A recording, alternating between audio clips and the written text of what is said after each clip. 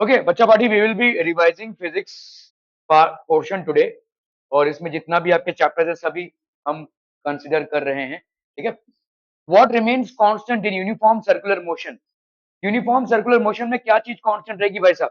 देखो, अगर कोई बॉडी भाई साहब सर्कल में मूव कर रही है, यूनिफॉर्म सर्कुलर मोशन मतलब क्या होता है, इसका स्पीड जो है कांस्टेंट रहेगा, इसका डायरेक्शन चेंज होता रहता है। Let's say I have here 5 meter per second, इधर भी 5 मीटर पर सेकंड रहेगा, इधर भी 5 मीटर पर सेकंड रहेगा, इधर भी 5 मीटर पर सेकंड रहेगा, just the direction is constantly changing. तो what remains constant during uniform circular motion? क्या कांस्टेंट हो जाएगा? बट टाइम कैसे कांस्टेंट रहेगा? टाइम का क्या? स्पीड, ठीक है। So what remains constant during uniform circular motion? Speed will remain constant during uniform circular motion, ठीक है। यूसीएम मतलब होता ही क्या है? यूनिफॉर्म सर्कुलर मोशन मतलब होता ही है कि भाई साहब आपका स्पीड कांस्टेंट है, आपका सिर्फ डायरेक्शन कॉन्स्टेंटली चेंज हो रहा है, ठीक है। कह रहा है भाई साहब, a mug full of water appears light as long as it is under water in the bucket than when it is outside water. Why? buoyant force कब लगता है?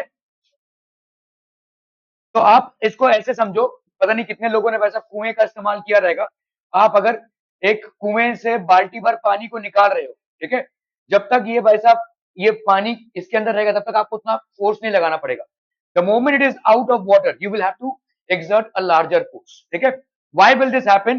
because till the time it is inside water it is constantly experiencing a buoyant force, ठीक है। it experiencing a buoyant force, ठीक है। because inside water inside water it experiences a buoyant force, ठीक है। और अपथ्रस्ट हम बोल सकते हैं, और अपथ्रस्ट, ठीक है।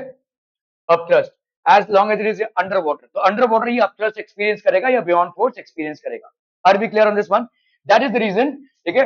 As long it is under water in the bucket then it is outside water. Name the type of waves which are used by astronauts to communicate with one other on moon. Moon में भाई साहब कौन से waves हो जाएंगे? Radio waves, ठीक है। क्योंकि मून में आप भाई साहब साउंड वेव्स को यूज नहीं कर सकते हैं। Why can't you use sound waves? Sound waves can not be use. Sound क्यों नहीं यूज होगा? क्योंकि वहां पे भाई साहब एटमॉस्फेयर नहीं है। साउंड को भाई साहब मीडियम पार्टिकल्स चाहिए रहता है।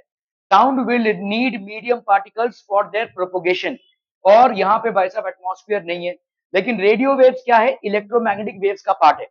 Radio waves are basically a part of electromagnetic waves, and electromagnetic waves do not need a medium particle for their propagation, ठीक है।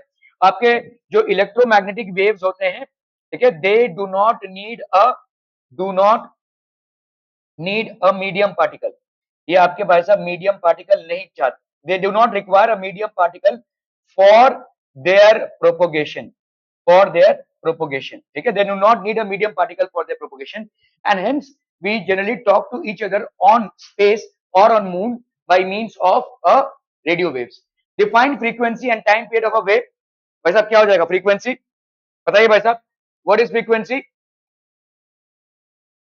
ओके, तो फ्रीक्वेंसी इज, ऑसिलेशन बोल लो या वाइब्रेशन बोल लो, नंबर ऑफ वाइब्रेशंस पर second, this called frequency.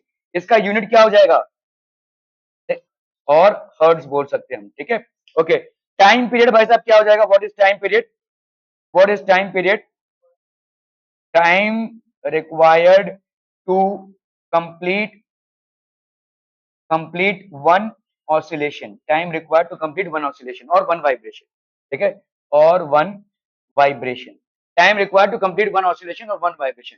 What is the relation between the two? तो अगर हमने इसको भाई साहब टी लिखा और इसको एफ लिखा, तो हम यहाँ पे क्या लिख सकते हैं? T is equal to 1/f और f is equal to 1/t। Both are reciprocals of each other, ठीक है। क्लियर है? Which of the following energy in change involves frictional force? Frictional force किसमें लगेगा? ठीक है, कौन से एनर्जी चेंज में? Chemical energy to heat energy नहीं, ठीक है।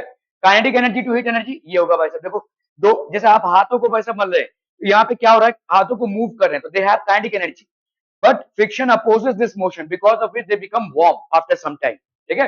सो यहाँ पे क्या हो रहा है भाई साहब? Kinetic energy is getting converted into heat energy. Kinetic energy होगा तो भाई साहब उसको फ्रिक्शन फेस करना ही पड़ेगा, ठीक है। Okay, 20 waves are produced per second. What is the frequency? क्या हो जाएगा फ्रीक्वेंसी? अभी अभी तो पढ़ा भाई साहब. Frequency is what? Number of vibrations पर सेकेंड. तो यहाँ पे कितना दिया हुआ है? 20 वाइब्रेशंस पर सेकेंड. हो गया भाई साहब ये 20 hertz. What is the frequency? Frequency is 20 hertz. कोई कैलकुलेशन ही नहीं है. Number of vibe. आप लोग बिल्कुल भी दिमाग नहीं लगा रहे, आप समझ भी नहीं पा रहे. आपका पूरा कोर्स आ रहा है भाई साहब. You guys are least bothered about it. एकदम सिंपल सवाल है, इसमें कोई एक पैसे का कैलकुलेशन नहीं है. ठीक है. फ्रीक्वेंसी कितना हो गया भाई साहब? What is the frequency in hertz? This will be 20 vibrations per second. तो 20 हर्ट्ज हो गया. According to one of Kepler's law of planetary motion, कौन सा हो जाएगा बोलो? हाँ, नहीं. R cube is proportional to t square. C होगा भाई साहब ये. ठीक है. R cube is proportional to t square. R basically यहां पे क्या है? Average distance. Average distance of a planet from the sun. From the sun. और टी भाई साहब क्या है? Time taken to complete one rotation. ठीक है. Time complete one revolution around the sun. एक रेवोल्यूशन. ठीक है. टाइम पीरियड ऑफ रेवोल्यूशन हम बोल सकते हैं. ठीक है. तो केपलर्स लॉ बोलता है भाई साहब r cube is directly proportional to t का स्क्वायर. ठीक है. हम केपलर्स लॉ को क्यों समझने की कोशिश करते हैं? क्योंकि आपका न्यूटन का जो डेरिवेशन है that is connected to Kepler's law. ठीक है. Okay okay okay. चलिए भाई साहब इसको करना है. Fill in the blanks with suitable word. Newton second law of motion can be written as force is equal to mass into height. Acceleration. Okay चलिए भाई साहब यहाँ पे हो गया आपका force is equal to mass into acceleration. और force is equal to, और फोर्स इज इक्वल टू, नहीं नहीं दूसरा क्या है? Force is equal to rate of change of momentum. Rate of change of momentum. भाई साहब आप देखो यहाँ पे फोर्स क्या होता है? Force is equal to, force is equal to m into a. है कि नहीं? ये होता है. अभी आपका देखो v is equal to equation of motion u plus A t होता है कि नहीं? ठीक है. तो अगर मैं u को इधर लूं तो क्या हो जाएगा? v minus u is equal to a t. तो आपका एक्सेलरेशन क्या हो जाएगा? v minus you by t. है कि नहीं? अभी दोनों को आप मल्टीप्लाई कर दो किससे? m से. तो इधर क्या हो जाएगा बोलो?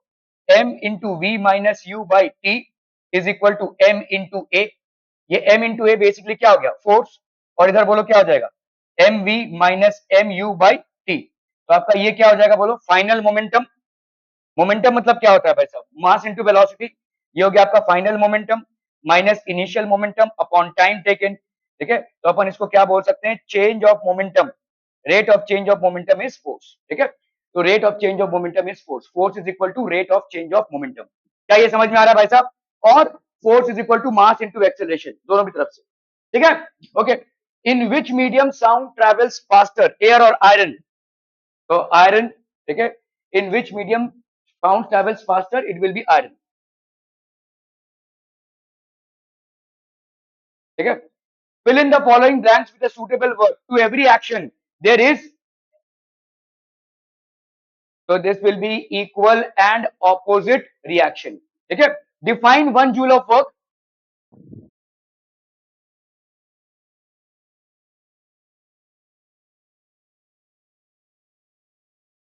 गुड. ठीक है. सो 1 joule of work done is, अगर आप 1 न्यूटन का फोर्स अप्लाई कर रहे हैं और ऑब्जेक्ट में भाई साहब डिस्प्लेसमेंट कितने का हो रहा है? 1 मीटर का. If under the application of 1 newton of force the object gets displaced by 1 meter, we say that 1 joule of work is done. ठीक है. The maximum speed of vibrations which produce audible sound will be in dry air, sea water, ground glass or human blood. But हाँ, कौन बोला ground glass? क्यों ground glass? Solid. ठीक है. Solid में speed सबसे हाई होती है साउंड की. ठीक है. The highest speed in sound. All ये भाई साहब आपका गैस है. ये भाई साहब आपका क्या है? लिक्विड है. ये भी भाई साहब आपका लिक्विड है. Ground glass is basically solid. और सॉलिड में जो स्पीड होता है साउंड का वो हाइयर होता है देन लिक्विड और गैसेस. ग्राउंड ग्लास मतलब आपका देखो डिस्को में गए हो कभी? नहीं ना. डिस्को में कभी गए हो? नहीं. अच्छा देखा है. तो आपने देखा है पार्टी के जो फ्लोर्स होते हैं वो ग्लास टाइप के होते हैं, उसमें से देखो लाइट ऐसा निकलता रहता है. ठीक है. तो उसको अपन ग्राउंड ग्लास बोलते हैं. उसमें आप कूदोगे चोदोगे तो भी कुछ नहीं होगा. टफ एंड ग्लास है. इस तरह का ग्लास होगा. जैसे यहाँ पे भी देखो ये टफ एंड ग्लास है. ठीक है. आपका, तो इसको टफ एंड ग्लास बोलते हैं, इस टाइप का ग्लास होता है, but it is definitely solid, ground glass की वजह से नहीं, बट ये सॉलिड है, इसलिए यहाँ पे भाई साहब आपका ऐसा होगा, ठीक है। Okay, what type of motion is represented by the tip of the second hand of a watch, is it uniform और एक्सीलरेटेड? यूनिफॉर्म क्यों भाई साहब? क्योंकि अगर एक्सीलरेटेड होता तो हर मिनट आपका टाइम चेंज होता रहता, ठीक है। सो आपका 24 आवर्स में जितने मिनट्स और सेकंड्स होते हैं उतने ही होंगे, ठीक है। So this will be a example of uniform circular motion, uniform circular motion, ठीक है। Are we clear on this one people? Okay okay okay. What is the weight of 1 kilogram mass of the earth on the earth? कैसे निकालोगे इसको? Wait कैसे निकालते हैं? Wait is equal to, हाँ जी, पूनम बनाओ तुम भाई साहब, हैं पोंगल बनाओ। और ये तुम्हारे दोस्त भाई साहब खिमजी पालन चेड़ा के, इनको भाई साहब मेसी बनने से फुर्सत नहीं, वो कुछ भी नहीं रहा है, ना वो मेसी बन पा रहे हैं और ना ही आप प्रॉपर साउथ इंडियन। क्या होगा भाई साहब बताइए? 1 किलोग्राम वेट, वेट कितना हो जाएगा? Weight will be equal to m g, ठीक है, एम जी। तो एम जी की वैल्यू मतलब यहाँ पे कितनी हो जाएगी? 1 kg into 9.8 metre per second square, तो ये हो गया आपका 9.8, तब इसका हो गया भाई साहब 9.8 kg metre per second square, that will be 9.8 Newton, ठीक है। तो wait of 1 kilogram is 9.8 Newton. Which of the following sound frequencies cannot be heard by human ear? ये तो बता दे भाई साहब, ये नहीं बता पाया तो भाई साहब ऐसा सर ले और यहाँ पे धड़ाम से देके मार भाई, चश्मा टूटे तो टूटे। हाँ, क्या क्या? 10,000 पहले बोल रहा था, क्या करूं, दोनों का अचार डालूं भाई साहब? तेरे कान में क्या सुनाई देता है वही नहीं मालूम तेरे को, हैं क्या? टेम्परेचर चेक करो भाई साहब का भाई, नहीं हो सकता है बीमार है आप, या हो सकता है घर से आते वक्त यहाँ पे बीच में कुछ खा पी लिया हो, नहीं? तो भाई साहब ये छोटे में पड़ा है, 20 से लेकर भाई साहब 20,000 हर्ट्ज तक हमारा लिमिट है, 20 से लेकर 20,000 हर्ट्ज तक। इसके बियॉन्ड को अपन बोलते हैं अल्ट्रासाउंड, इसके बियॉन्ड को अपन बोलते हैं इंफ्रासाउंड, बोथ आर इनऑडिबल। तो कौन सा कहा टेन टून टान टून कर रहे हो पता नहीं भाई साहब, ठीक है। Which of the sound frequencies can not be heard? तो ये हियर कर सकते हैं, देखो आप बच्चे थे तब हियर कर सकते थे, बड़े होने के बाद सब बकवास हो गया, जब आप बच्चे थे ना तो इसको हियर कर सकते थे, बेबीज कैन हियर दिस, ठीक है। इसीलिए वो देखो अचानक भयानक में रात को चिल्ला उठेंगे, क्योंकि उनको वो सुनाई दे रहा है जो आपको नहीं सुनाई दे रहा है, उनके जो कान के पर्दे वो बहुत पतले होते हैं, ठीक है। जैसे जैसे आपकी उम्र बढ़ती जाती है, उम्र बढ़ती जाती है मतलब जैसे जैसे आप बेबी से आप एक मतलब ग्रो कर रहे हैं, तो आपका ये जो कान का पर्दा है वो मोटा होता जाता है, वो उतना ज्यादा वाइब्रेट नहीं करता, जितना ज्यादा पतला होगा उतना ज्यादा वाइब्रेट करेगा, ठीक है। इसीलिए खैर, तो ये आपका 10 हर्ट्ज हो गया, ओके। 100 हर्ट्ज सुन पाएंगे? नहीं, देखो देखो भाई साहब ये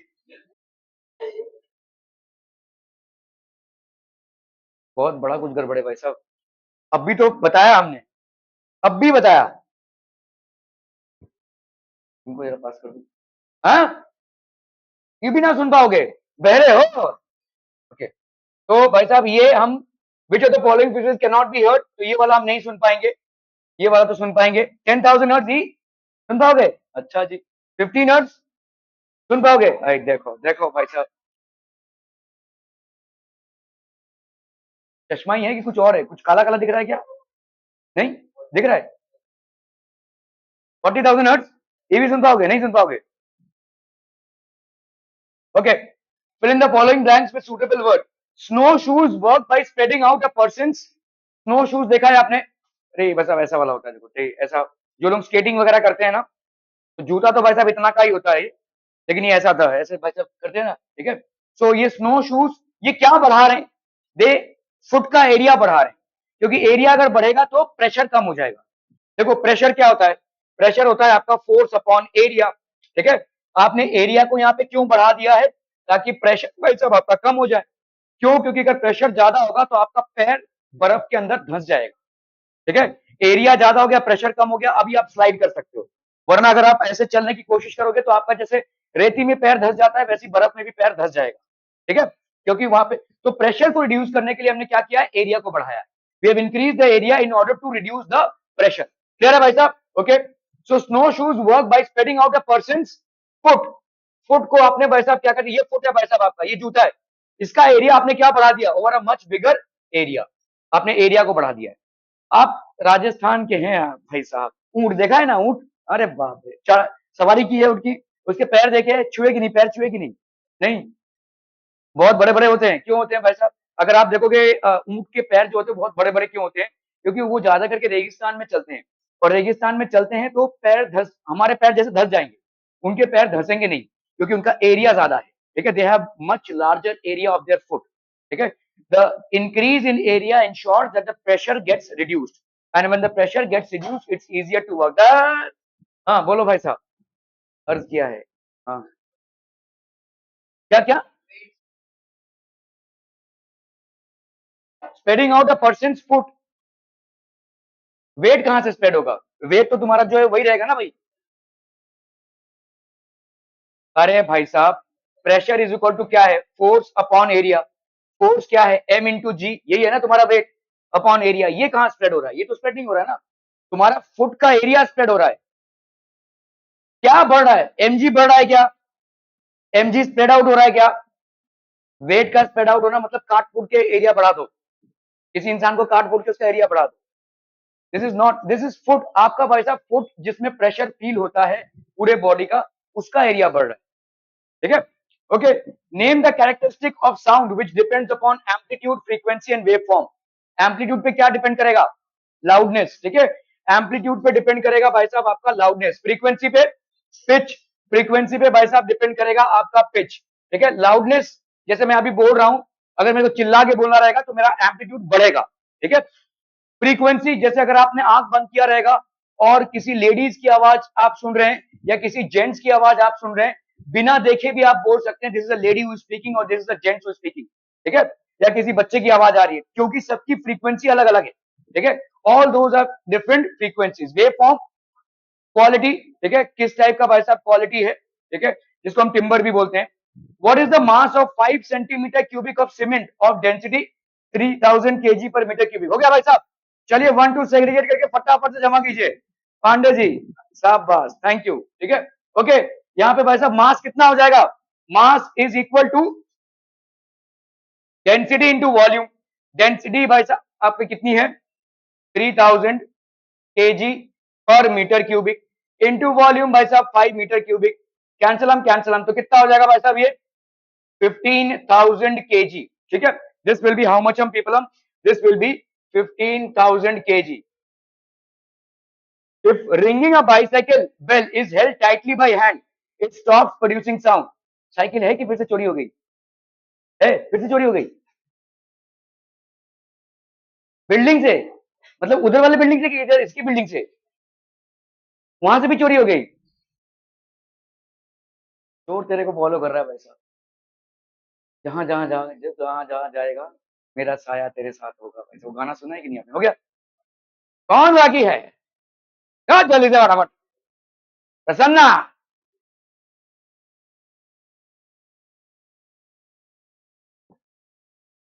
वहां भी ताला नहीं लगाए थे,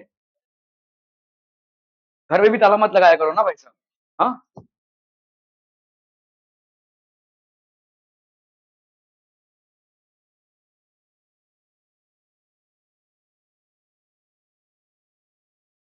चोर ने तेरे बॉडी के अंदर कोई चिप डाला होगा, देख, टेस्टिंग कराया जाके कल, तू जहां जहां मूव कर रहा है उसको लोकेशन जा रहा है, अच्छा यहाँ पे है भाई साहब, इसने पार्क किया यहाँ पे cycle, okay, if a ringing bicycle, okay, तो जब आप भाई साहब आपके बाइसाइकिल में रिंग होता है, ठीक है, जो तो उस पे अगर आपने हाथ रख दिया तो वो रिंग कम करेगा, क्यों, वाइब्रेट, हाँ, वाइब्रेशन अब्सॉर्ब हो रही है, मतलब कहाँ है वाइब्रेशन कम होगा बताइए जरा,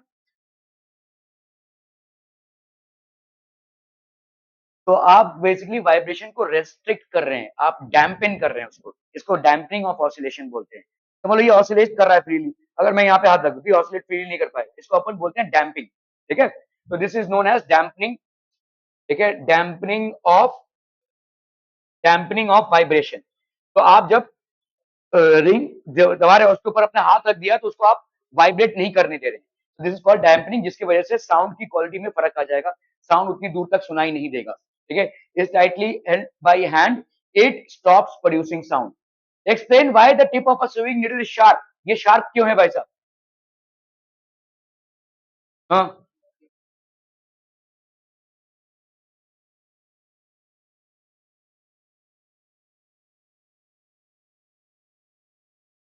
कहा तुम इतना कि क्या करते हो स्विंग मशीन से, क्या इससे करते क्या हो? हाँ, बलून, अरे भाई साहब तुम इससे आपके कपड़ों के अंदर इसको लेकर जा रहे हो, सिलाई कर रहे हो, राइट? तो कपड़ों के अंदर जाने के लिए इस पे आपको प्रेशर देना पड़ेगा ना, और प्रेशर बढ़ेगा कब? साइंस का जवाब है, तुम पता नहीं कहाँ बोले जा रहे हो। ठीक है, तो आपका पैसा प्रेशर बढ़ेगा कब? When will the pressure increase? When the area reduces. तो आपका ये टिप का एरिया कम है, तो भाई साहब जैसे ही आपका एरिया का रिडक्शन होगा, प्रेशर बढ़ेगा भाई साहब।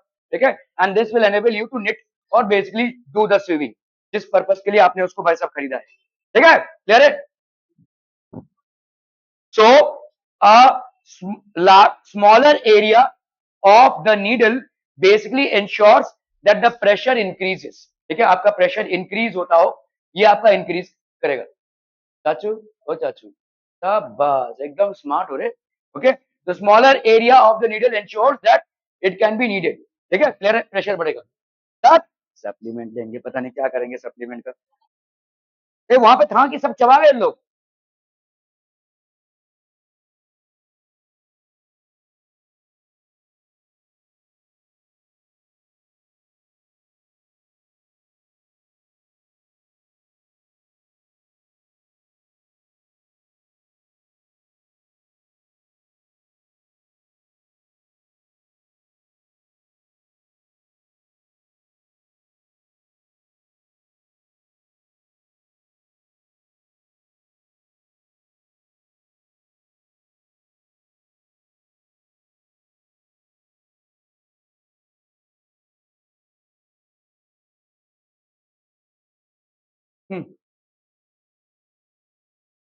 ठीक है, okay okay okay. A ball hits a wall horizontally at 6 meters per second. It rebounds horizontally at 4.4 meters per second. The ball is in contact with the wall for 0.004 seconds. What is the acceleration of the ball? भाई साहब, अरे ओ भाई साहब, कहा समझे? ये है भाई साहब आपका बॉल। ठीक है, और यहाँ पे आपका एक बॉल इसको हिट कर रहा है, और इस बॉल ये भाई साहब रिबाउंड हो रहा है। ठीक है, so the ball is hitting it at 6 meters per second and it rebounds at 4.4 meters per second. ठीक है, the ball is in contact with the ball, कितने टाइम तक कॉन्टैक्ट में है? 0.04 सेकेंड्स। ठीक है, ओके, तो आपका फोर्स कितना हो जाएगा बोलो? ठीक है, what is the acceleration of the ball? अभी देखो यहाँ पे फोर्स क्या होता है, force is equal to change in momentum, that is M we minus M you by T. ठीक है, क्लियर है भाई साहब? ओके, यहाँ पे हो जाएगा आपका एम ए, इसकी जगह पे अपन क्या लिख सकते हैं? M A this is equal to M we minus M you by T. हाँ हाँ, निकाल ही रहा हूं, क्या हो गया?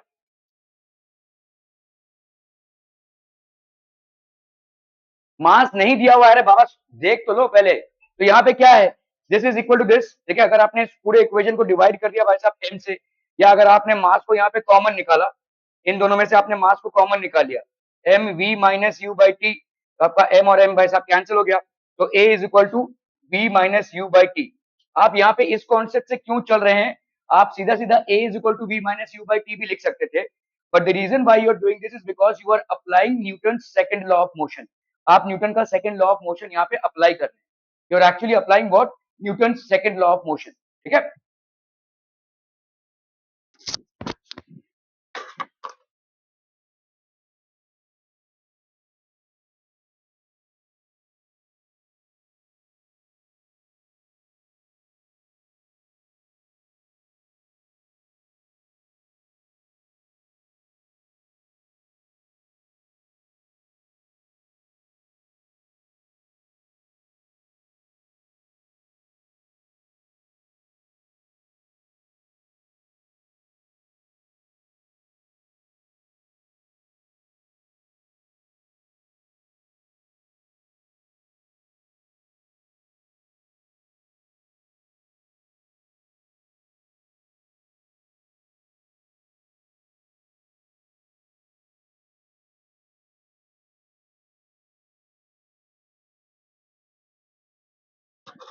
ओके सो वेव, तो यहाँ पे देखो भाई साहब आपका कितना हो जाएगा। तो देखो यहाँ पे आप डायरेक्टली इसको लिख सकते थे इक्वेशन ऑफ मोशन से, लेकिन यहाँ पे आपको जो कॉन्सेप्ट यूज करना है वो है न्यूटन का second law of motion, which states that the force acting on a body is equal to rate of change of momentum. ठीक है, उसके हिसाब से आपको उसको यहाँ पे आना है। ठीक है, 2 मार्क्स का सवाल है। अगर आपने सिर्फ इतना लिखा होता ये तो इक्वेशन ऑफ मोशन से आ ही जाएगा, आंसर यही आएगा। लेकिन you have to arrive at this answer by deriving this, कि आपका फोर्स जो है, तो आप यहाँ पे लिखोगे भाई साहब Newton's by Newton's second law. ठीक है, F is equal to M we minus M T.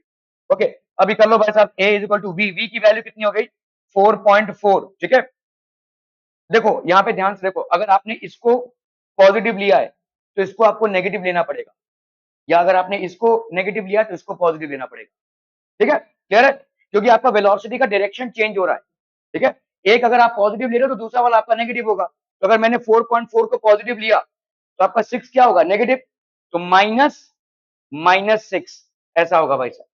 क्या ये समझ में आ रहा है? एक्चुअली में ये अगर 4.4 तुमने मान रखा है तो इसको तुम मानोगे -6। ठीक है, वरना सवाल गलत हो जाएगा भाई साहब। ठीक है, okay, so this will B upon T, T की वैल्यू कितनी है भाई साहब 0.04। चलो भाई साहब करते हैं इसको, तो यहाँ पे कितना हो गया 4.4 प्लस 6 अपॉन 0.04, तो ये हो गया आपका भाई साहब 10.4 अपॉन 0.04, 1 2 1 2। ठीक है, तो ये हो जाएगा आपका 1040 अपॉन 4, 4 2 8, 4 6 24, और ये हो गया 0। तो एक्सेलरेशन भाई साहब ज्यादा ही हो गया ना भाई साहब, ये 0.0 सेकेंड्स। ओके, 4.4। ठीक है, एक्सेलरेशन हो गया भाई साहब आपका कितना, नहीं यार इतना ज्यादा नहीं होगा ये।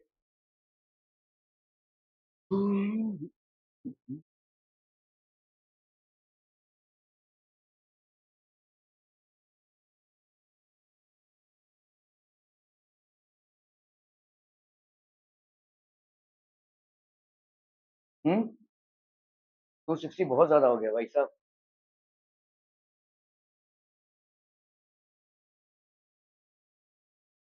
ठीक है, I will just check with this, 260 metre per second. Okay, a wave is moving in the air with velocity 34 metre per second, calculate the wavelength if its frequency is इतना। चलिए इसको कीजिए जरा फटाफट, हुआ ये? हाँ, a wave is moving with a velocity of 34, 260 आएगा उसका आंसर, लेकिन practically 260 metre per second square एक बहुत बड़ा एक्सेलरेशन है भाई साहब। आपका ग्रेविटेशन देखो 9.8 मीटर पर सेकेंड स्क्वायर है, ये काफी ज्यादा एक्सेलरेशन हो जाएगा। A wave is moving in air with a velocity of 34 metre per second, ये भाई साहब वेव है। ठीक है, आपका ये क्या हो जाएगा भाई साहब, obviously velocity. Calculate the wavelength, wavelength आपको कैलकुलेट करना है। अगर फ्रीक्वेंसी आपको दी हुई है कितनी 512। ठीक है, 512 पर सेकेंड है। ठीक है, 512 पर सेकेंड। तो आपका इक्वेशन क्या है भाई साहब, velocity is equal to lambda into frequency. इसको ऐसे समझ लो, इसका इसका यूनिट क्या होगा मीटर पर सेकेंड में, इसका यूनिट क्या है मीटर पे, और इसका यूनिट क्या है पर सेकेंड में। तो इन दोनों को मल्टीप्लाई करोगे तो ये यूनिट आ रहा है। तो वेलोसिटी को आप ऐसा लिख सकते हो, lambda that is wavelength into frequency. ठीक है, ओके, तो लैम्डा की वैल्यू क्या हो जाएगी, this will be equal to V upon F.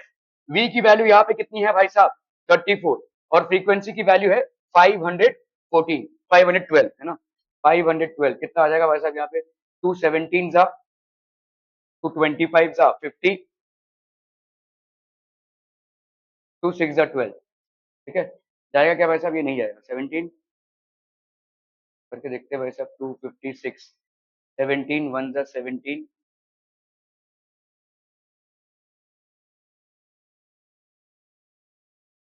86।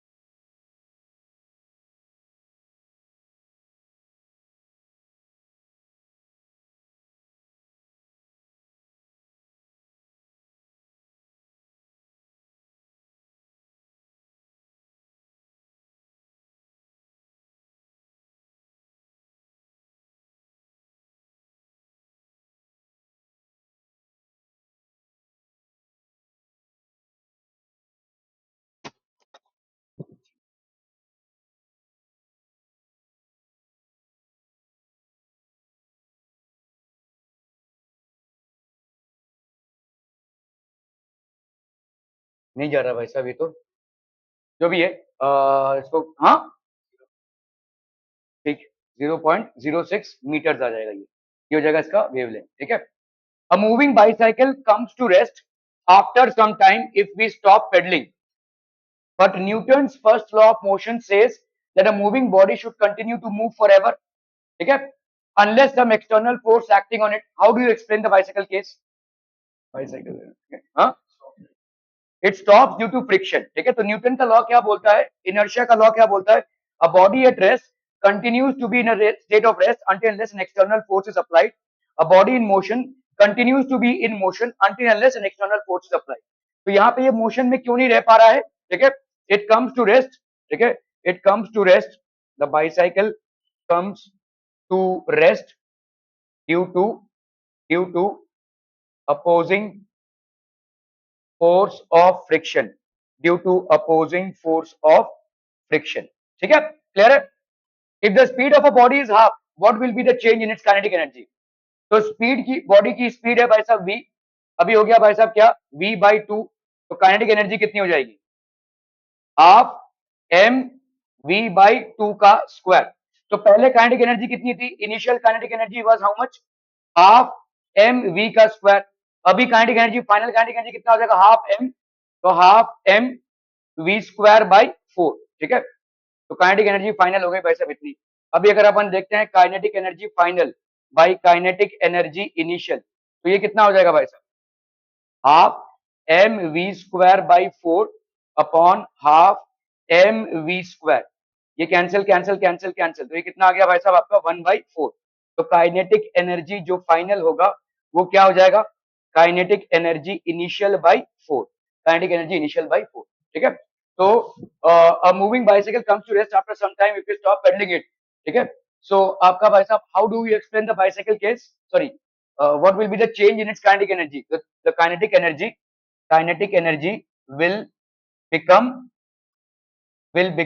1/4, ये भाई साहब 1/4 हो जाएगा, ठीक है। Kinetic energy will become 1/4, are we clear on this one people, हम समझ में आतम, okay okay okay.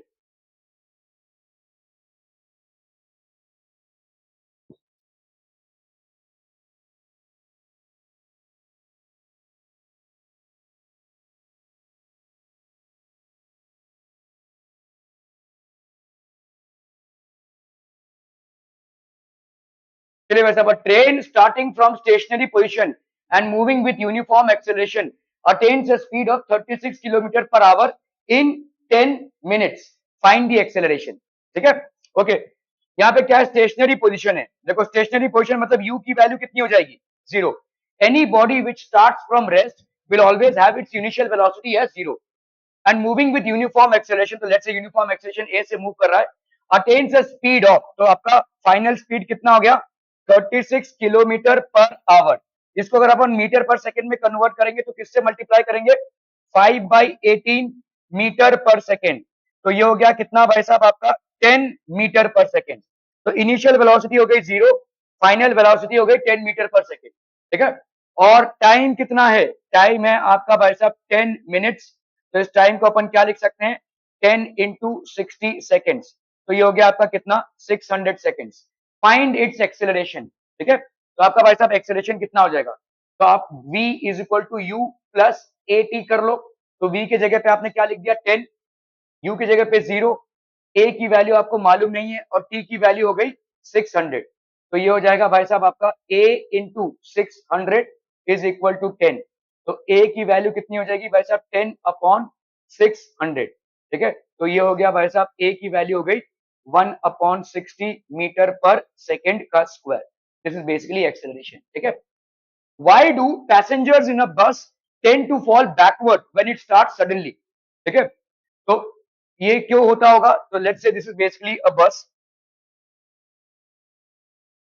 If this happens to be a bus, ठीक है, और यहाँ पे वैसा कोई पैसेंजर है, ठीक है, if this is a passenger basically, the moment it starts what will happen, the lower part of the body comes in contact, तो ये वैसा मोशन में आ गया। However the upper part of the body, ठीक है, ये जो अपर पार्ट है this still remains at rest, ठीक है, ये जो अपर पार्ट है, ठीक है, the lower part of the body, lower part of the body, the lower part of the body comes in motion, ठीक है, और यहाँ पे अपन क्या बोल सकते हैं, upper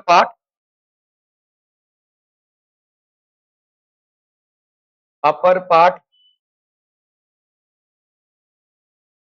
remains at rest due to inertia of rest. Upper part remains at rest due to inertia of rest. Lower part of the body comes in motion. Upper part remains at rest due to inertia of rest, and hence he tends to fall backwards. ठीक है, clear है भाई साहब? Okay. The values of G at 6 distances A, B, C, D, E and F from the surface of the earth. तो आपका भाई साहब यहाँ पे 6 distances दिए हुए हैं, ठीक है, A, B, C, D and E. तो आपका भाई साहब यहाँ पे A पे वैल्यू ऑफ G कितना है, 3.08, ठीक है। ए पे भाई साहब आपका कितना है, 3.08 metre per second square. B पे वैल्यू कितनी है, 0.57 मीटर पर सेकेंड स्क्वायर। सी पे वैल्यू कितनी है भाई साहब, 7.34 मीटर पर सेकेंड स्क्वायर। और डी पे वैल्यू कितनी है भाई साहब, 1.49 मीटर पर सेकेंड का स्क्वायर, ठीक है, क्लियर है भाई साहब? Okay, arrange the values according to G of the increasing distances, ठीक है। तो आपका जी भाई साहब जितना डिस्टेंस भाई साहब अर्थ से ज्यादा होता जाएगा, जी की वैल्यू कम होती जाएगी, ठीक है। More is the distance from earth, ठीक है, from earth, lesser is the value of g, ठीक है, एक्सेलरेशन टू ग्रेविटी। तो सबसे क्लोज अर्थ के कौन रहेगा, C, C is very close to earth, ठीक है। उसके बाद बोलो क्या हो जाएगा, उसके बाद हो जाएगा आपका ए, ठीक है, सी के बाद ए, उसके बाद भाई साहब डी, ठीक है, उसके बाद very far off is B, ठीक है। So these are basically, so arrange the values of g according to increasing distances from the surface of the earth, keeping the value of g nearest to the earth to surface of the earth first. तो ये भाई साहब सबसे कम है, ठीक है, okay, ये nearest to earth है। If the value of distance F be 10,000 kilometre from the surface of the earth, state where the distance is deep inside the earth or high up in the sky. Give reasons for your answer. If the value of distance f be 10,000 kilometer from the surface of earth, state whether this distance is deep inside the earth or high up in the sky. तो obviously high up in the sky होगा, क्या हो गया, क्या,